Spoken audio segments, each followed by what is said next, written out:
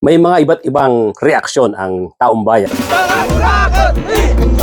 Ang kapwa namin Pilipinong nanakawan ng gobyerno. Ito ang wika ng lahat ng mga Pilipinong ninakawan.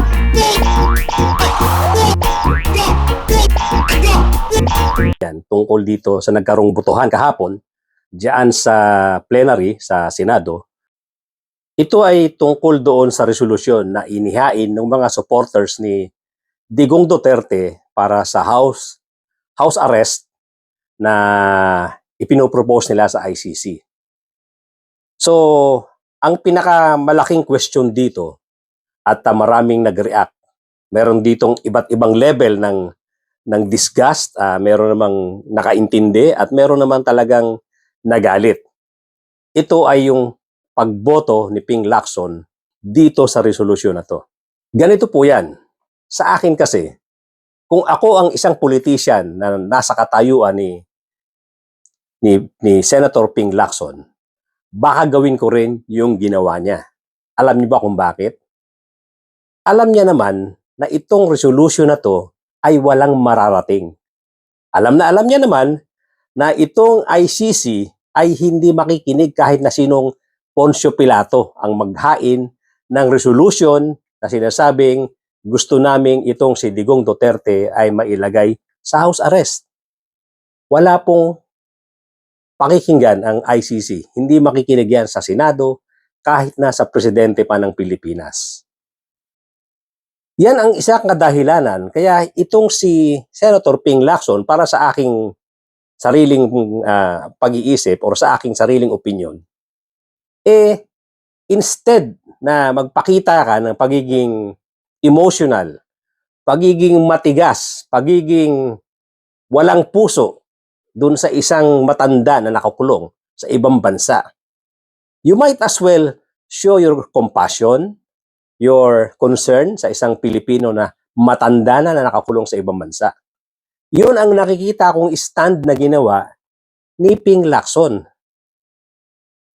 Hindi siya naging emotional, hindi siya nagpakita ng emosyon para doon sa mga naging biktima dahil alam niya naman, hindi naman siya nag-aabsuelto kay Digong Duterte. Pumapayag lang siya sa aksyon ng ibang kasamahan niya sa Senado na siguro kahit papaano gusto niya rin namang i-please.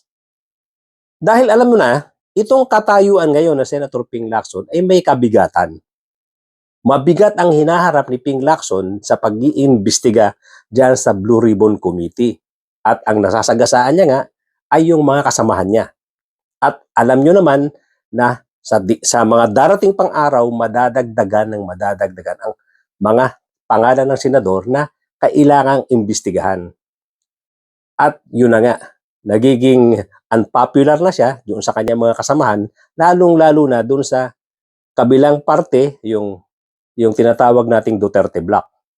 Na hanggat maaari naman sana, dahil sila ay pare-parehong mga senador, ayaw niya sanang makabangga ang mga ito. Pero ang ginagawa niya kasi, trabaho lang. Tama naman talaga siya na nung sinabi niyang hindi po pwedeng pag may nakita akong kasamahan ko ay iiwasan ko, useless ang pag-iimbestiga ko. Ang hirap pating gawin nun. Yung liliko-liko ka dahil may iniiwasan ka doon sa investigasyon na ginagawa mo. Mawawala ka sa ginagawa mong investigasyon. Masisira ang pangalan mo, masisira ang investigasyon mo dahil makikita ng taong bayan yon, yung pag-iwas mo. So ang ginagawa niya sa investigasyon na yan, sagasa kung sino ang makikita, sino ang maituturo at sino ang talagang makikita ng ebidensya, susudsurin niya yan. So ngayon, nagkakaroon na nga sila ng mga konting alitan dyan dahil nga dito sa ginagawa niya investigasyon na dapat nating suportahan mga kapatid, mga kababayan. Dahil katotohanan ang hinahanap natin, accountability ang hinahanap natin. Dapat natin tulungan, dapat nating suportahan itong si Senator Ping Lacson doon sa kanyang ginagawang trabaho. Ngayon, itong pagboto niya para doon sa resolution para ma-house arrest yung sa proposal na house arrest para kay Digong Duterte, ibigay natin sa kanya yan. Bilang isang politician, pabayaan natin siya mag-strategize dyan sa loob. Ibigay na po natin sa kanya yan. arbor na sa atin ni Senator Ping Lacson yan. Dahil alam nyo na, kailangan din mamuliti ka siya ng konti sa loob. Para hindi siya masyado ma-distract doon sa mga napapasama niya na loob yan sa loob ng Senado. Nadidistract din siya kahit papano doon sa mga taong pilit siyang binabato, pilit siyang pinatutumba doon sa kanyang kinatatayuang position being chairman of the Blue Ribbon Committee. Kailangan niya ng suporta ng taong bayan, mas malakas yun, but siyempre, kailangan niya rin kahit papano suporta among themselves ng mga senador. Kaya ako, while I respect the opinion of other people na lalong-lalo na yung mga nagkokomentaryo sa mass media, nagkokomentaryo sa social media na nagkakaroon sila ng violent reaction, so to speak, doon sa ginawa ni Senator Ping Lacson. Para sa akin, ibigay na natin kay Senator Ping Lacson yan. Kailangan niya rin ng konting pamumulitika sa loob. At least doon lang sa ganyang aspeto siya namumulitika, hindi sa ibang bagay. Mas bigyan na natin importansya yung ginagawa niyang investigasyon diyan sa Blue Ribbon Committee. Kesa naman dito, mag-away-away tayo dito sa sinasabing pagboto niya dito sa ginawang resolusyon ng mga supporter ni Duterte. Na resolusyon ng Senate na humihingi na payagan ng house arrest ang dating presidenteng Duterte. May po ba itong magiging epekto sa desisyon ng ICC? Wala, depende sa kanila. Yun, ay sense of the Senate lamang. Hindi pa nga napagdesisyonan kung ito'y papadala, yung kopya ng aming Senate resolution, hindi pa nga napagdesisyonan ng Senado kung ipapadala ito sa ICC. Kasi ang nangyari dyan, nung nag-caucus kami, iba yung tenor nung naunang resolution. I think there were 2 resolutions. Nung binasa namin, sabi namin, huwag tayo maghalo ng mga legalist. Kasi nakalagay doon, until proven guilty, hindi pa naman.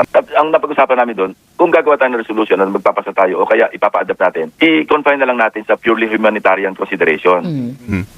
Ako, ang katwiran ko, sinabi ko sa explanation ng vote ko, kapwa Pilipino, I don't care if he's a former president, I don't care kung kaibigan ko siya nung mayor pa siya, maski sinong kapwa Pilipino, yun yung mga kababayan natin na nasa abroad, na nahatulan na ng kamatayan, hinahabol pa natin. Ginagawa natin na paraan na ma-commute man lang sa habang buhay o sa life imprisonment. Yun, legal na yun, pinakakailaman pa natin. Anong diferensya sa isang kapwa Pilipino na rin natin? Sabi ko, kalimutan na natin, set aside na natin yung kung sino siya, at tinitingnan, ako particularly, tinitingnan ko lang, kapwa Pilipino natin yan. So ano bang masama na mag-express ng sense of the Senate for purely humanitarian consideration? Mag-express tayo na bigyan ng house arrest. Kung susundin ng ICC yun o hindi, nasa sa kanila yun, hindi natin pinapakailaman. Itong resolution na to, ay ano lang to, sabi nga ni Digong Duterte, just a piece of paper. Punitin ko pa sa harap niyo yan, sabi ni Senator ni President Digong Duterte tungkol doon sa ruling ng UNCLOS doon sa ating pagbibigay sa atin ng karapatan doon sa West Philippine Sea. Pero ito naman, itong papel na to, itong resolution na to, talaga naman pong walang kwentang papel ito. Symbolic lang ito. Pagpapakita lang ito na tayong mga Pilipino or may mga Pilipino na kahit papano binibigyan ng halaga yung pagiging Pilipino ni Digong Duterte na nakakulong doon sa dahig. Yun po ang sinakyan ni Senator Ping Lacson na issue. Yun ang sinakyan niyang dahilan para mag-agree siya at bumoto siya para dyan. Of course, sa ating mga kababayan na emotional tungkol dito sa mga nangyaring patayan, meron tayong mga nakitang mga naapi na mga mamamayang Pilipino, mga Pilipinong karamihan ay mahihirap na nagdurusa ang pamilya dahil sa pagkakamatay ng miyembro ng pamilya na hindi naman natin tiyak kung talagang may mga kasalanan. Hindi natin sure kung mga addict nga ito, kung mga pusher ito. Pero nakitlan ng buhay nang walang kaabog-abog, na wala man ng paglilitis sa hukuman. Masakit nga po yan. At marami po ang mga mamamayang Pilipinong sumusuporta sa mga kapwa nating Pilipino na namatayan at naging biktima ng EJK. Hindi po natin inaalis ang pagiging emotional nitong mga ito. Hindi po natin inaalis yung sumama ang loob nila kay Senator Ping Lacson. Pero ang pakiusap po natin, tingnan po natin yung kabilang side, tingnan po natin yung kinatatayuan ni Senator Ping Lacson. Hayaan po nating isang politiko ay mamulitika ng bahagya diyan sa kanyang pwesto sa Senado dahil kailangan niya rin kahit papaano na makipagkaibigan diyan sa kanyang mga kapwa na mga senador. Hindi naman niya gagawin niya na dahil nag-agree siya diyan sa mga nagsulong ng resolution na yan, magkakaroon na siya ng ibang pananaw dito sa nangyayaring anomalya. Iba namang usapan yan. Diyan naman makikita natin ang paninindigan ni Senator Ping Lacson. Pero dito sa issue kay Digong Duterte, hindi naman niya dinideklara na walang kasalanan itong si Digong Duterte. Hindi naman niya sinasabing makakalaya na itong si Digong Duterte. Wala naman talagang tsansa na mapagbigyan ng ICC yang resolution na yan. Walang kwenta po yan. Hindi mapapagbigyan ng ICC yan. Naging practical lang itong si Senator Ping Lacson. Para naman hindi totally sumama na ng loob todo-todo yung mga kasamahan dyan na at this point in time, masasama na talaga ang loob sa kanya. Nakisama siyang konti, pero ito ay hindi naman nakataya ang ating bansa, hindi nakataya ang ating pinaglalaban na anti-corruption. Hindi natin itinataya yung accountability ng mga senador na nasasabit dito sa mga nangyayaring investigasyon, mga nangyaring anomaly diyan sa flood control projects. Hindi niya itataya yan. Kaya unawain po natin ang ating magiting na senador, pagbigyan na natin siya tungkol dito sa isang pagboto niya, pag-agree niya kahit papano dito sa grupo ng mga Duterte supporter para lang mabawasan ng konti ang tensyon, mabawasan ng konti ang pressure sa kanya, kaya niya ginawa ito. Yan po ang nakikita kong kinakatayuan ni Senator Ping Lacson, kaya niya ginawa itong pagboto diyan sa ginawang resolusyon na house arrest nitong si Digong Duterte. Sana po ay nagkaintindihan tayo dyan. Sana po ay naunawaan yung pinanggagalingan ko din.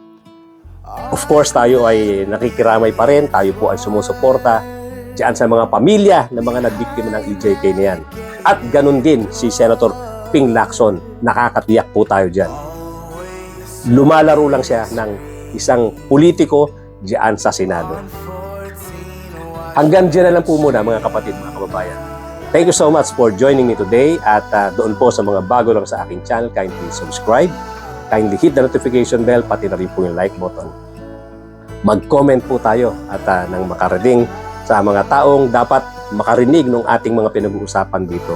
At nang sa ganon, lumaki-laki ang ating munting channel. Thank you so much once again, ladies and gentlemen, at magkita-kita po tayong muli.